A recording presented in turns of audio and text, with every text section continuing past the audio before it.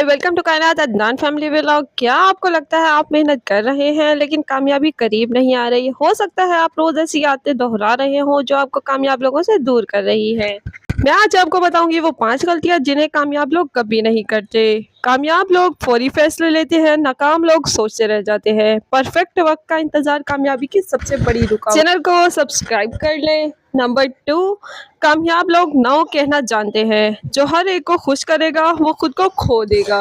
कामयाब लोग रोज कुछ नया सीखते हैं। नाकाम लोग समझते हैं कि सब कुछ आता है। Learning is equal to earning. छोटे फायदे के लिए बड़े ख्वाब छोड़ देना, फौरी फायदे के चक्कर में बड़े गोल से हट जाना सबसे आम आदत है। नंबर 5, अपनी कंफर्ट जोन से बाहर ना निकलना। कामयाबी हमेशा डिस्कम्फर्ट में होती है। जो रिस्क नहीं लेगा वो कभी आगे नहीं जाएगा। अगर आप इन 5 आदतों को बदल लें तो आपकी ज़िंदगी भी बदल सकती है। कमेंट करें आप में से इनमें से कौन सी आदत छोड़ने के लिए तैयार है। वीडियो पसंद आए तो लाइक, शेयर और सब्सक्राइब करना बिल्कुल मत भूलें। मिलते हैं नेक्स्ट वीडियो में। अल्लाह हाफिज़।